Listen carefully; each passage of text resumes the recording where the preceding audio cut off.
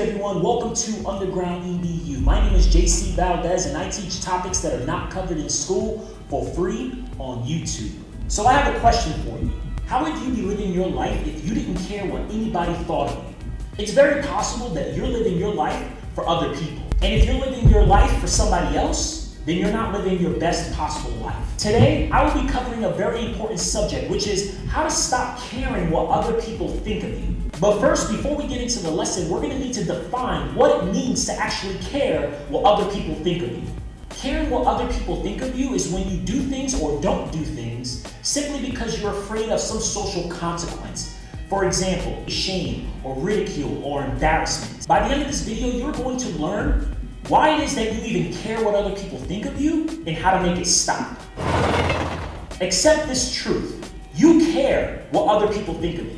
You care what other people think because it is your default setting. Long before you were born, there was a list of things that people thought was cool, and we still operate thinking that those things are cool to this day. These things are symbols of worthiness, of love, of what's cool, of what's acceptable. Many of us are still trying to keep up with the Joneses. We buy things that we don't care about. We wear makeup, we wear heels. People stay in relationships that they don't like. People post things on Instagram that they don't care about. We buy cars, we buy houses, we work jobs that we don't care about, all to impress others. If you get into the game of looking for other people's approval, you will find very quickly that it is a short-term strategy to happiness. It's normal if you are somebody who participates in this behavior because that is what is expected. When I was younger, I remember caring so much about Jordan sneakers, even though I never owned a pair. The only reason why I cared about them was because other people cared about them.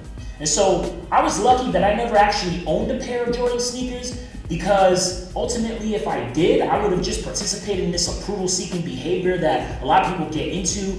At the end of the day, I never cared about Jordans, and so it didn't make any sense for me to purchase them. But because other people cared about them, I wanted them for myself, even though the reality is I don't care about Jordans. I never did, never will. For the most part, at some point in time in your life, you're going to care about what somebody thinks of you, whether it's your family, whether it's your spouse or your partner, or whether it's your friends or some group of people. At some point in time, we were all seeking somebody's approval. It's normal to want approval from other people because it feels good to be accepted into a group. In order to understand why it is that we seek other people's approval, I first need to get a little scientific. There was a time when human beings needed each other for survival. Back in the day, we used to live in small tribes. Not being accepted into the group literally meant life or death. You needed to be accepted in your group in order to survive.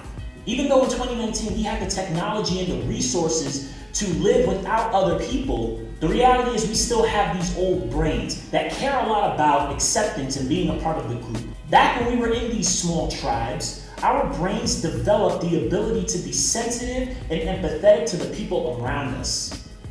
We evolved brains that were sensitive to the opinions of those around us because it was good for our survival. So we developed brains that kept us connected to our groups, that kept us connected to our tribe. Fast forward to 2019, we no longer need other people in order to survive. In fact, there are people who live in Alaska or live in these places around the world where they just live by themselves. Essentially, they just have tools, maybe a dog with them, but ultimately they don't need people to survive. However, our brains don't understand that it's 2019 and we have all this technology. We got our brains from our ancestors. The truth is, you could lose all acceptance from every person that you cared about or loved, and you would still survive because you have the resources and the technology to do so. Anytime you do something that's embarrassing or something that won't get you social acceptance or something that's shameful or will cause ridicule, your brain alerts you that this is a survival threat. In addition to making excuses, caring about what other people think of you is one of the top deterrents of people's happiness and success. For anybody who's ever been through high school in the United States, you understand it's pretty much all about acceptance. It's about who's cool, who's not, and if you're not cool, then it could literally feel like your life is in danger. Now, I want to be very honest with you. Caring what other people think is actually a good thing if you're trying to fit into a group. It is a good survival strategy, but it's not a good happiness strategy. Fitting into a group or caring what other people think and getting a result is going to give you possibly some temporary happiness. When you do something that gets you acceptance from a group, it actually fills your brain with good chemicals. And so that's why you see this behavior rampant all over the place. People just caring what other people think, doing the things that are supposedly cool, and then ultimately getting some kind of temporary reward for it. Luckily, we evolved a part of our brains that is able to recognize this impulse to fit in and choose to take a different course of action. Here's a disclaimer. When people say that they don't care what other people think, they're lying to you. Understand that it is in your DNA to care about what other people think of you.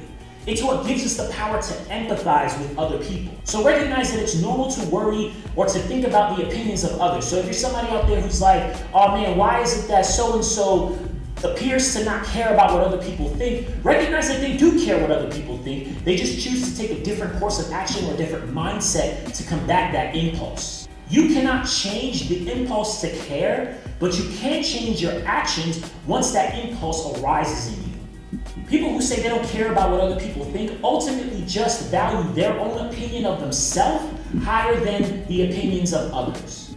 To overcome the impulse of caring of what other people think of you is actually pretty simple. All it requires is for you to shift your attention from others to yourself. Instead of asking yourself, what do others think of me? You need to ask yourself, what do I think of me? You don't care about what people in the group say about you, like maybe you don't care about what people on Instagram say about you, but you do care what an individual in your life thinks of you, right? Maybe it's a mentor or somebody's opinion that you respect. We have a brain that monitors every single action, decision, choice that we make. What I want you to recognize is that there is always an inner audience. While you're out there trying to impress an outer audience or an external audience, recognize that there's always an inner audience that's monitoring your behavior. Here's an example. Imagine that you stole a Maserati, a beautiful car. Imagine that you stole the most beautiful car in the world. And you did that in hopes that other people would think that you were cool. Now, imagine that you have that car in your possession and then you brought it to your friends and family, and imagine you posted on Instagram and everybody around you was like, oh my God, you're so cool because you got this cool car. Now imagine what happens to you on the inside. The internal you, the inner you, or the inner audience is judging you. If you're somebody who believes in hard work, if you're somebody who believes that you should earn things, that you work for things, then the inner you is going to judge you harshly. Inner you is who you're trying to appease at all times. People who say they don't care what other people think appease their inner self. They don't appease others. Stealing the most beautiful car, if it goes against your values, then it's not going to make you feel good when you do it. So while everyone is giving you a high five and giving you props, the reality is you know you stole that car. You know that that's not right. You know that you didn't earn this. What's required for you to not care what other people think is you need to know yourself. You need to know your values. You need to know what you believe in. You need to know what you stand for. If you don't know what you stand for, if you don't know your values, then it's very easy for you to get caught up in this game of looking for approval. Over time, what happens when you don't listen to the inner audience and you don't appease the inner audience and you concern yourself with the external audience, what ends up happening is that you start losing yourself. This is what it's called when people live for other people. Over time, you're going to grow to resent yourself. You're going to grow to look yourself in the mirror and hate yourself. This is not a survival strategy. You need to know who you are, find who you are, and make yourself happy by doing things that are in line with your beliefs, in accordance with your beliefs. Now I will go into the steps on how to stop caring what other people think of you. Step number 1, accept yourself. Accept that you are a social animal. At some point in time in your life, somebody is going to say something that is going to hurt your feelings. You may say to the world that you don't care what other people think, but the truth is you do care to some extent. Maybe not every comment, maybe not every day, but at some point in time you will be affected by somebody else's words. You need to just accept this about yourself. You need to accept this so that you can move past this. Step number 2 is to recognize that there is an inner audience in you at all times that's monitoring your behavior. Remember that every time you act fake or you lie or you do something to appease somebody else, there's somebody inside of you there is an inner audience in you that's watching your every move. So every time you lie or you act fake or you do something phony, that inner you is judging you, is looking at your behavior and saying, hey, this is not who you are, this is not cool, etc. Every time you do something that doesn't sit well with your inner self, you pay a consequence.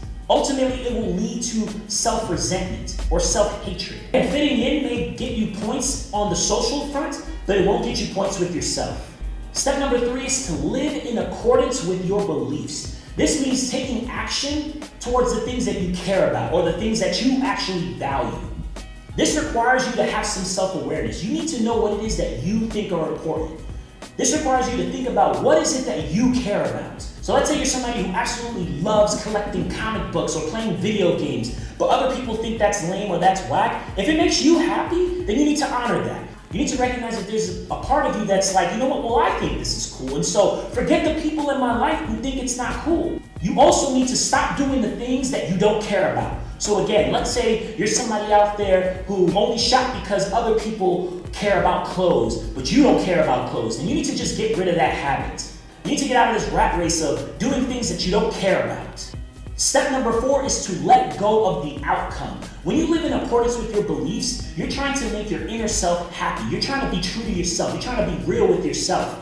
So what that requires is you to let go of the outcome. Sometimes there's something that you may want. You may extend yourself because you think it's important to extend yourself and try to reach for that thing. But if, let's say, you don't get that thing, then it doesn't matter because you live in accordance with your beliefs. This is how people who take risks do so. If you're living in accordance with your beliefs, what you're going to start recognizing is that you let go of the outcome because ultimately you're just trying to make yourself happy. No longer is it the case that when you're looking for a particular job or you want a particular outcome, if it's not happening, if you're living in accordance with your beliefs, if you're trying to make yourself happy, then just the reach, just the extending, just the taking the risk, just the courage is ultimately going to make you happy. One last caveat. If you have people in your life who don't like you or like the things you do, then those people need to get dropped. Remember to place your focus on your inner self or your inner compass. Stay away from people or things or activities that are not in line with your beliefs or what you think is important or cool.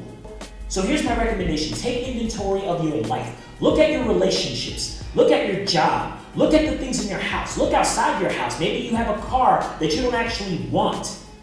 Once you take an inventory of your life, you need to start making decisions about what do you care about.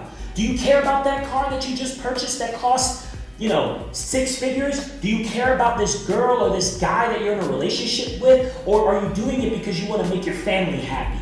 You will never be happy in your life, ever happy, if you're not making yourself happy. So stop caring what other people think of you. So here's some homework.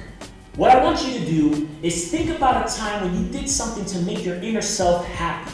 Think about that thing that you did to make your inner self happy. Now I want you to think about how it made you feel. Share your story in the comment section below. This is the end of the lesson. I hope you enjoyed it. I'll see you guys next week. Hold firm in the struggle. Peace.